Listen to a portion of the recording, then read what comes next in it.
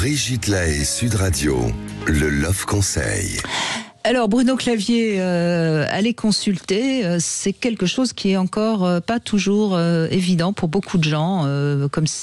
Alors peut-être que c'est parce qu'on est dans une culture un peu narcissique, avec un moi, avec un M majuscule. Donc je vais bien, aller consulter, c'est quand on est malade. Alors c'est la question que posait Isabelle, c'est que c'est plus difficile pour les hommes.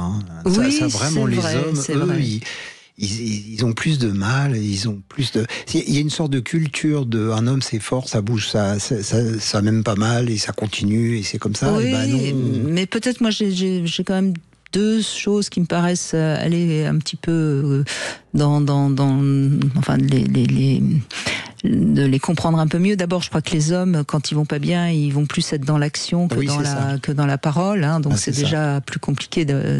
Et puis ensuite, c'est peut-être plus difficile pour un homme d'aller de s'être fait abuser, parce que ça veut dire qu'il a été soumis.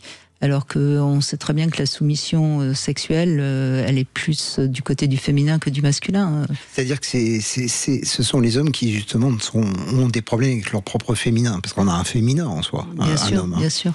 Et une femme a du masculin en elle, et je pense que c'est pour ça, c'est-à-dire que c'est au lieu d'aller aborder tranquillement leur féminin, ils en ont peur, et puis du coup, ils vont de l'avant, ils font du masculin, ce qu'ils pensent être du masculin. Oui, ou alors enfin bon, bref. Toujours est-il que là, je parle d'aller consulter en règle générale, pas spécialement parce qu'on a des abus. Et donc, il faut aussi comprendre, on parle aujourd'hui quand même de santé mentale.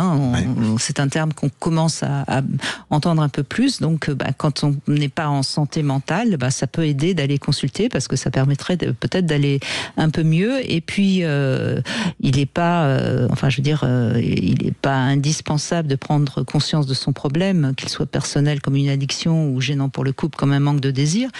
Mais pour convaincre quelqu'un d'aller consulter, il ne faut pas l'attaquer de front, parce que sinon, forcément, on va renforcer ses défenses.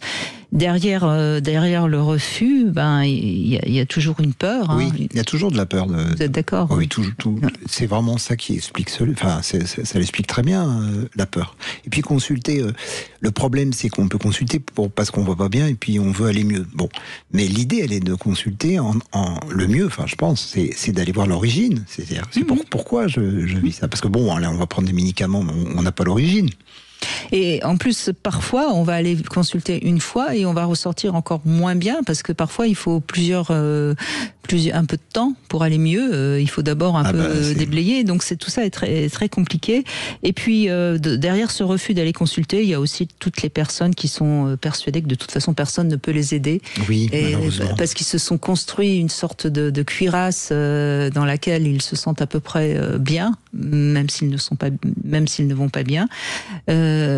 Voilà, donc je pense que c'est vraiment compliqué d'arriver à convaincre quelqu'un d'aller consulter, mais je pense quand même que c'est les proches qui peuvent être de bons conseils à un moment donné, peut-être en leur trouvant justement une bonne adresse. Oui, en leur faisant comprendre, par exemple, quand c'est des très très proches, que sinon c'est eux les thérapeutes, et ça c'est fatigant dans un couple et ça marche pas. Ça marche pas, puis ça use l'autre qui en a marre de faire le thérapeute. Donc faut peut-être un moment qu'ils le disent, ils disent je peux pas être ton thérapeute à vie, est-ce que tu peux pas aller voir quelqu'un?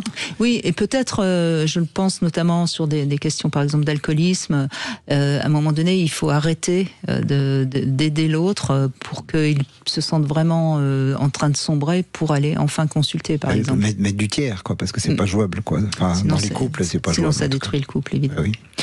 Et puis, je vais aussi vous offrir des cadeaux. C'est le moment de jouer avec Sud Radio et Passage du Désir. Et vous allez peut-être pouvoir repartir avec ce pack de 5 jouets, dont des accessoires Passage du Désir. Vous connaissez un peu le principe maintenant. Vous envoyez dès maintenant un SMS, Brigitte, au 7 20 18. Et l'un d'entre vous sera tiré au sort. Donc, bonne chance à tous. Et on revient